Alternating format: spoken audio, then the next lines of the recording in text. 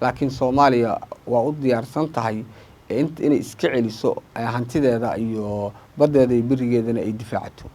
Waa sax waa la dhihi karaa maxaa yeelay waxa dareemaysaa qoftiisii daryeeli waayay mid kale raadinayo waa neef gowrac horta neef gowracan geeda kama waabto abi wuxuu wada waxa waaye neef gowracan geeda kama waabto wuxuu rabaa in meel walba oo madaxa la gala maxaa yeelay bismillaahir rahmaanir rahiim assalaamu calaykum waraxmatullaahi wabarakaatuh waxaan salaamayaa dhammaan ummadda Soomaaliyeed bahda TV-ga cusub waa ku dhowahay TV-ga cusub aad u mahadsan tahay waa su'aal fiican horta Ethiopia markii aan ka hadlayno Ethiopia marin badeed waxay raadinaysay 1886 ayay waxay lahayd marin badeed halkee u maraa waagi gumaystaha marka gumaystiga ayaa wuxuu sameeyay markii uu gumaystaha xornimada siinayay ayuu la qaraya oo gacanta u geliyay si ay dawladda Ethiopia u gaarsiiso xornimo dawladda Ethiopia waa ku dhigtay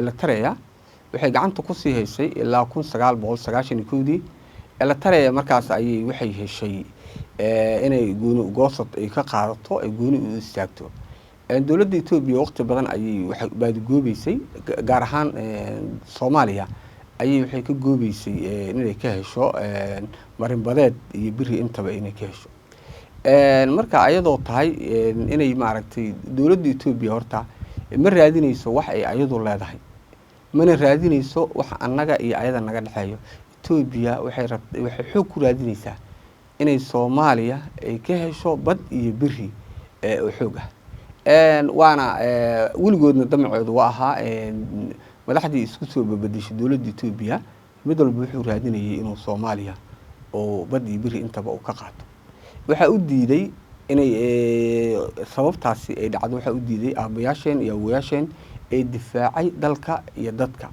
u dhintay ku dhaawacmay dawladda Ethiopia meel ka saaray damcii ay kala hayd inay Soomaaliya ay bad iyo biri ay ka hesho marka waxaan rabaa inay ummadda Soomaaliyeed horta ay aad u ogaato una fahanto Ethiopia ma raadinayso bad ay maal gashato ma raadinayso in ay kula shirkoodo ama dawlado kale ama dawladda Soomaaliya inay kula shirkoodo dekad ma raadinayso dawladda Ethiopia haddii raadinayso dekad amba bad ay kula shirkoodo dawlado kale xataa maadaama aysan ayadu aysan fanka aysan bixi karin inay bad iyo dekad inay ka samaysato dekadaha amba xeebaha Soomaaliya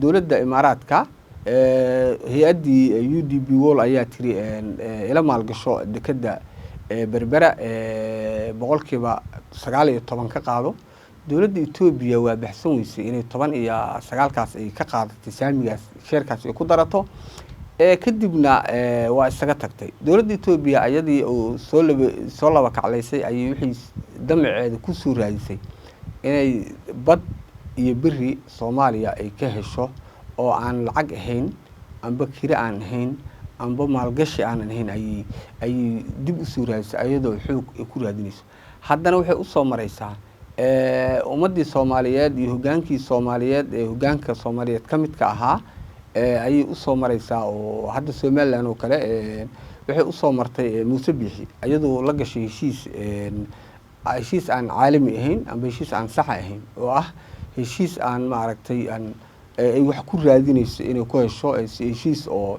guracan ay ku raadinaysaa ay la gashay inay maaragtay uga qaadato bad Soomaaliya wili biri ay rabtaa inay ku darato oo 20 mitir ah marka waxa la rabaa Soomaalida inay fahanto horta maxay Ethiopia rabtaa maxay soo socotaa Ethiopia waxay doonaysaa inay adigu wax ka qaadato waxaaga ay qaadato marka in ay maaragtay dadka Soomaaliyeed ay ogaadaan marka haddii annaga Ethiopia ay waxaan u ogolnahay waxayna inay qaadato ay annagu inaan u diyaar garownaana waa wax dhibaato maxaa yeelay kuyaasheen iyo awoyaasheen ayaa ka diiday aabayaasheen oo ku dhinto kuna dhaawacmay marka inaan annaga wixii awoyaasheen iyo aabayaasheen ay diideen ay kuna dhaawacmeen una dhinteen inaan maanta annaga inaan si sahlan u ogolaano waxaan leeyahay wax aqligu aqbalaya maaha waxaan leeyahay ummadda Soomaaliyeed inay ka fiirsato meel walba ay joogaan dawladda Ethiopia damaceedu waa mid aad u weyn waa dareemi karnaa markii Soomaaliya xornimada la siinayay ee UN-ka la fadhiyay Soomaaliya waxaa u codeeyay in xornimada la siiyo dowlado badan xataa ay ku jirto Yuhuudda. Israel ayaa u codeysay. waa ognahay maxaan ku yiraahdaa boqorkii markaas ka talinayay Haile Selassie wuxuu yiri maxaan ku yiraahdaa Soomaaliya oo ah reer xeebeed ah oo kalluumaysato ah, Soomaaliya oo ah dad xoolo dhaqato ah oo geeleya, in maanta gurigeygii xornimo lagu dhex siiyo oo gurigeyga xornimo laga siiyo wax suurtagelaya ma ahan ayuu ku yiri, waana ka istaagay shirki. marka damaca Itoobiya horta waa halkaasuu marayaa, noocaas ayuuna yahay. marka inay Soomaalidu fahanto eena ka digtoonaato damaca Itoobiya aysan ku kahdoomin inta waxgaratana aad ay ula socotaa, inta aan waxgaranna inay garato hadda ay la socoto. maxaa yeelay inaan ogaano taariikhdii annaga iyo Itoobiya naga dhaxayso, taariikhda ay ku damacsan tahay in dalkeena iyo dadkeena ay ku qaadato. annagoo intaas og inaan annaga aan dhahno maalgashi aan la gelaynaa waa wax dhibaato ah. adduunka maalgashi waa la galaa, dowladaha waaweyn maalgashi hala galo, looma diidana inay maaragtay ismaamulka Somaliland amba Somaliland inay la gasho looma diidana. maxaa yeelay hadda Djibouti dowlado badan degan, Mareykanka kamida, Faransiiska kamida, China kamida, heshiisyo badan la gashay. xataa Itoobiya ayay dekad ay maaragtay dekad ay wax kala degto canshuur ay dhaaf ay u sameynayso amba maaragtay ay si dabacsan ay uga ogolaatay inay wax ka degsato wixii markaasi waajib ku ahna ay iska bixiso. haddii Itoobiya ay rabto dekadna waxay joogi lahayd tii Djibouti joogi lahayd, tii Djiboutina waxay ogaatay inaysan qaado karin. waxay isleedahay Soomaaliya dhulkeeda iyo badeeda ayaa baylax ah, marka ka faa'iideysto oo ka hela bari iyo bad lacag la'aan oo weligiin aad degnaataan. Etoobiyana waa ognahay waa dadka intaas milyan sheegta, haddana dad baahi ah amba dad gaajoon ah. waa dhageysanayna ra'iisul wasaaraha Itoobiya Abiy Ahmed wuxuu yiri Itoobiya waa 120 milyan oo baahoon amba gaajoon, sharci ma qabto. haddii waa inaan xiilad iyo xoog aan bad aan ku helnaa. marka Soomaaliya ayuu ka rabaa inuu xoog iyo xiilad inta ugu helo. marka waxaan leeyahay ummadda Soomaaliyeed inay aad u digtoonaadaan, una diyaar garoobaan sida aabayaasheen iyo awowayaasheen ay u difaacdeen dalka Soomaaliyeed iyo dadka Soomaaliyeed u difaacdeen, inaan u digtoonaano ama u diyaar garoono inaan difaacano dalkeena iyo dadkeena. horta waa warbaahinta waxbaa la isu marayaa. Itoobiya waxay warbaahinta marinayso waxa waaye waxay ku raadinaysaa xoogii ayay wax ku raadinaysaa. horta dowladda Itoobiya maanta ayadii ayaa qaadi kala taagan. waa ognahay inuu dowladda federaalka ay weerartay Tigray ay weerartay ay baabi'isay, haddana Amxaara ayay la dagaalamaysaa oo jabhadii Amxaara waa arkaysaa sida ay u dagaalamayaan inay maalin dhexdaas ay qabsadeen Gondar caasimadda meel wax yar u jirtay inay qabsadeen. qoladan faana la yiraahdo jabhadda ah aad ayay dagaal baan u dhaxeeyaan ayaga iyo dowladda federaalka. Oromada asaga Abiy uu ka soo jeeda xataa saddex qayb ayay u kala baxday, qayb yar oo taageersan, qayb fikirkiisa diidan iyo qayb mucaarad ku ah oo dagaal diyaar u ah inay la gasho. marka dowladda Itoobiya ayadaa isku burbursan. marka Abiy Ahmedna asagay maanta ay ka taagan tahay meeshii ugu xumeyd. wuxuu rabaa marka inuu intaas ku qanciyo Soomaaliya ayaa bad iyo biri 20 kilomitir iyo bad idinkaga qaaday. damacii ay lahaayeen madaxdii soo marta dalka Itoobiya ninka hirgeliyo waa aniga dagaalka joojiya kana faa'iideysta badan aan Soomaaliya idinkaga qaaday iyo birigan ayuu rabaa inuu ku qanciyo. laakiin Soomaaliya waa u diyaarsan tahay inay iska celiso hantideeda iyo badeeda iyo birigeedana ay difaacato. waa sax, waa la dhihi karaa. maxaa yeelay waxaad dareemaysaa qoftiisii daryeeli waayey mid kale raadinayo.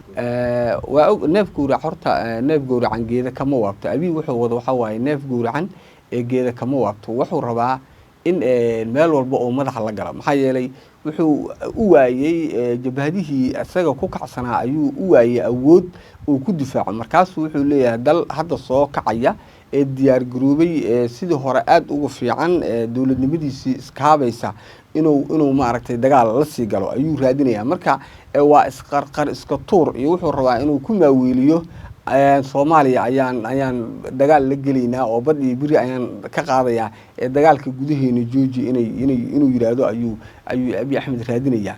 Marka Abiy Ahmedna siyaasadiisii tii dalka iyo tii dibaddaba waa ku fashilmay.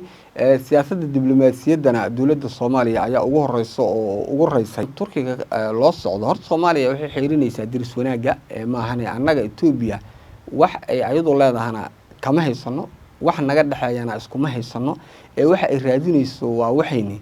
Marka Soomaaliya wali waxay xiriirinaysaa diris wanaaga, waxay sameynaysaa inay wili la fariisato ay u aqal celiso ay u sheegto wixii jiro iyo adduunka waxa lagu dhaqmo iyo heshiisyada caalamiga lagu galo sida badaha inay ka dhadhacsiisa ay raadinaysaa wili waxay xiriirinaysaa diris wanaaga. Laakiin Abiy Ahmed diris wanaag uma soo jeedo. Abiy Ahmed waxa waaye hogaamiye maanta sameynaya inuu qar iska tuuro maadaama uu dadkiisii layay dagaalo badan uu ku sameeyay maxaan ku yiraahdaa qolo oo baabiyo qolo oo hadda la dagaalayo qolo hadda diyaar u ah inay la dagaasho iyo qolooyinkii dhexdooda deganaa ay dagaalayo. Marka arkaysa canfarta iyo Soomaalida inay dagaalayaan.